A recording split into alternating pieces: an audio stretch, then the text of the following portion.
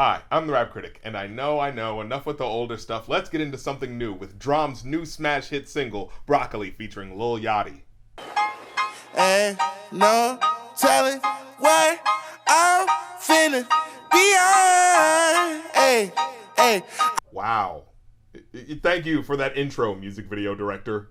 After all, what better way to emphasize D.R.A.M's first lyric about being unpredictable and unique than by starting it with the one element that's in every other rap music video ever? Sorry, I don't mean to start this off by talking about the video, but this does seem really odd. I know booty shaking seems to be on the checklist of things that must be in a rap video, and maybe this would have felt essential for hooking people's attention like 10 years ago, but have you been on the internet lately? We don't need any more booty shaking videos.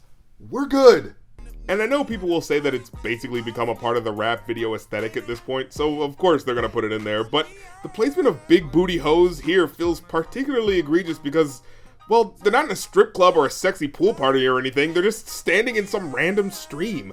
And look at all these silly shots they use and how the music is so light and carefree. It looks like they were trying to say, look at this fun, silly new personality and how crazy and happy they are. What a new, hip, and all-around fresh take on what it means to be hip-hop. But we must have mandatory booty shaking in every 30th frame. You know, just in case people forget it's a rap video. And no, I'm not saying you can't have sexy women in the video. That in and of itself is fine. After all, who doesn't want to be around beautiful women all day? But it's the specific trope of the booty shaking stance. The fact that they can't just be pretty. No, they have to be doing the strip club booty dance directly to the camera. It just feels so corny and deliberately out of place. I can't help but feel like going, music video, you don't need to shove butts in my face to get me to like you. You're better than this. No, I'm not. Okay, but let's get to the rappers, because as I remember, D.R.A.M is actually a pretty cool personality to vibe to. He's got this fun, slippery flow that slides through and feels like he's more just thinking of things as he's going along. Couple summers later, I got paper. I acquired taste for salmon on a bagel with the capers on a square plate. In what other mainstream rap song would a guy not be bragging about how many chains he's got or how many rings he's wearing? But instead, note that access to money expanded his taste palette to salmon on bagels. It's not even something that sounds that expensive. It just sounds like something he probably never thought to try before until he started going on the road to different places. All I wanted was the fame in every game they made on Sega. I love this. I love this. He doesn't aspire to big cars and gold chains. He's just like, nah, I want to play all the video games I couldn't play as a kid because my mom wouldn't let me. I haven't heard someone rap about having limitless access to video games in a mainstream rap song since, I think, Biggie Smalls. Super Nintendo, Sega Genesis. When I was dead broke, man, I couldn't picture this. I was 5 or 6 years old when I had told myself, okay, you're special, but I treat you like my equal, never lesser. Is this really what happened? As a kid, he apparently told himself straight up, like, hey, you know what? You're quite the special kid. I see some potential in you. But, you know, don't be a jerk to anyone else because they're special in their own way, too. That's some advanced thinking for a 5-year-old. And I love the cheery tone of the chorus, with the synth piccolo playing as he sings along about being mildly annoyed by women while smoking weed. In the middle of the party, bitch, get off me. In the cut, I'm rolling up my broccoli, my weed. Everything this guy's doing just puts a smile on my face. It just sounds great and has the makings of one of the most memorable songs of the past summer. Whispered in my ear, she trying to leave with me. She wanna fuck. Say that I can get that pussy easily. I'm gonna fuck. Say that I can hit that shit so greasily. So yeah, for D.R.A.M, just the tone and the cadence is so happy and playful. How can you not like it? But before we're allowed to get to any of that, we have to get through Lil Yachty. Hey lil' mama, would you like to be my sunshine? How to describe this guy? Remember Mace and how bored to death he always sounded? I'll be at the bar with too much bubbly. Imagine that, but with autotune. Oh yeah, and the red braids, because that will hopefully make him look interesting enough to distract me from the fact that he sounds like he's losing a battle with anesthesia. 50 shades of gray, beat that pussy like Ho Hogan. I don't know about y'all, but that doesn't seem to have the enthusiasm expected when talking about replicating scenes from a book about goddamn BDSM. The lyrics don't match the voice is what I'm trying to say. I just did a show and spent the check on my mama. Seriously, did he record this while getting a root canal? What? I don't know, maybe people like this, and I'm the only one who likes my rappers to sound like they're actually interested in the things they're saying, especially over a sunshiny, happy beat like this.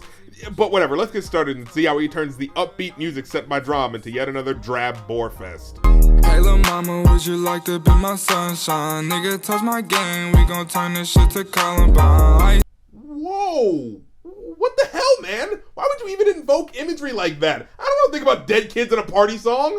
For those who don't know, Columbine is a reference to a 1999 incident in which 2 high school seniors shot and killed a bunch of other kids in school.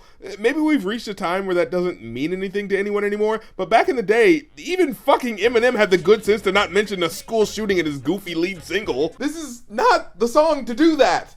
And some could point to Biggie Smalls' line about blowing up like the World Trade on his hit song, but that was a metaphor for his rise to fame. It wasn't an actual threat. God damn it, Lil Yachty, you really are a buzzkill. You know what? I think this is gonna be the worst lyric from 2016. Like, I can't imagine it possibly getting any worse than someone talking about replicating school shootings, especially right after a corny come-on line about calling a girl your sunshine. Yeah, I think that's what makes it even worse. Like, straight out the gate, he's kicking game to this girl over this happy beat, and then immediately right after he wants to turn the club into a mass murder suicide. And by the way, yeah, Columbine was a mass murder - suicide. So what you're saying is, if someone touches your crew, you're gonna kill them and yourself? Well, I guess that'll keep gangs from messing with you. Permanently. Ice on my neck cost me 10 times 3. $30,000 for a nigga to get free. Why are you even saying 10 times 3 in the first place when you're just gonna follow it up with 30,000 right afterwards? And 10 times 3 doesn't equal 30,000. Well, I guess it's shorter than the alternative. Ice on my neck cost me 10 times 3.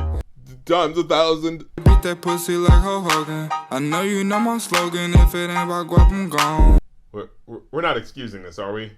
Rhyming slogan with Hogan and with gone.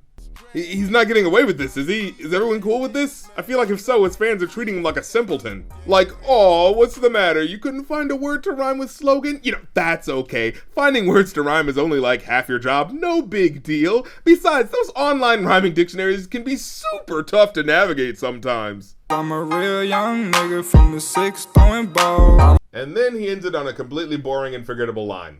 How fitting. Oh, but you know, Yachty, I don't think that really encompassed the force of personality that you bring to the track. Let's see you say it one more time. I'm a real young nigga from the 6th throwing balls. You know, I think you got one more in you. I think you need to really dig deep down and let the people know just how much you represent your hometown one more time. Real young nigga from the 6th throwing balls. Brilliant, brilliant. Didn't change anything at all for a phrase that didn't even need to be repeated in the first place. Can we please get to D.R.A.M? Seriously, Yachty's verse is like this strange detour from the rest of the music. He doesn't fit in, he's not fun or funny, and I'm not gonna lie, I would rather have Young Thug rapping in this song over this guy. At least he would have said something ridiculous enough to make fun of. This was a sludging snooze fest that someone felt we had to deal with in order to get to the main event. So congratulations. This song with D.R.A.M's fun flow and electric flute on the chorus was promising us a good time, but you had to come in and remind us of fucking Columbine. Thanks. Well, yeah, this was going to be a higher rated song, but unfortunately, Mr. Sad Microsoft Sam Robot voice over here had to come in and splash his lyrical NyQuil all over the track, so in the end, it's a 2 out of 5. I'd still say though, go check out and support D.R.A.M because he's making some really interesting and overall fun music that should be a part of your life. But this was unfortunately dragged down by a super lackluster guest verse. Well, I'm the Rap Critic. You don't have to like my opinion, but I don't have to like your song.